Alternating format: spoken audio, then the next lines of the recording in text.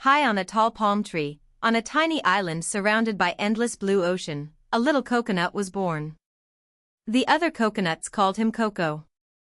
He was the smallest one on the whole tree, round, fuzzy, and full of wonder. Every day, Coco would look out at the ocean and wonder what was out there beyond the waves. The older coconuts warned him, "Don't be curious, Coco. The ocean is big and scary." But Coco's little heart just couldn't stop dreaming. Then one stormy night, whoosh! A giant wave crashed against the palm tree.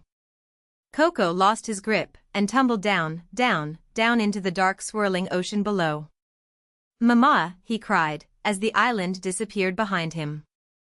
But when morning came, Coco realized something amazing. He was floating, bobbing gently on the sparkling waves, all by himself. The sun was warm, the water was bright, and the ocean was actually kind of beautiful. On the third day, Coco drifted to a rocky, gray shoreline. A colony of penguins waddled over. "Oh, a coconut," said the leader. "Stay with us, little one. We have fish and ice and lots of friends." Coco tried, but it was so cold. This wasn't the place. Coco floated on. He passed a misty mangrove shore where a wise old turtle surfaced beside him. "Where are you going, little coconut?" she asked. Coco said sadly, "I'm looking for where I belong." The turtle smiled. "Keep floating. The ocean knows the way." Days passed. A big storm rolled in, thunder boomed and waves tossed Coco up and down like a tiny ball. He squeezed his eyes shut and held on tight. "I can do this," he whispered to himself. "I am strong. Coconuts are tough." When the storm cleared, Coco was exhausted. He floated quietly under a sky full of stars, feeling very small and very alone. A little glowing fish swam up. "Don't give up," it whispered, before disappearing into the deep blue dark.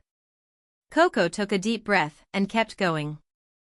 Then one golden morning, Coco felt something warm beneath him. Sand. Soft, white, powdery sand. He had washed ashore on a beautiful tropical beach, and it felt different from all the others.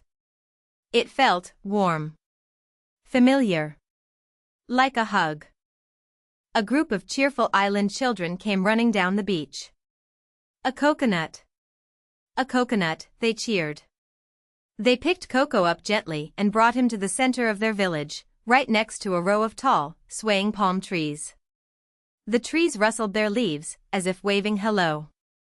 The children planted Coco carefully in the warm earth, right at the edge of the beach where he could always see the ocean. Days turned into weeks. Weeks into months. And slowly, a tiny green sprout pushed up through the sand. Coco was growing. Years later, Coco stood tall, a proud, swaying coconut palm, his leaves reaching toward the sky, his roots deep in the island earth. And sometimes, when a breeze came off the ocean, he would think of that long, wonderful journey, and smile. Because Coco learned something true: home isn't always where you start. Sometimes, you have to drift through storms, cross wide oceans, and feel a little lost, before you find the place where you truly, perfectly, wonderfully belong. Palm Tree Coconut Water Wave.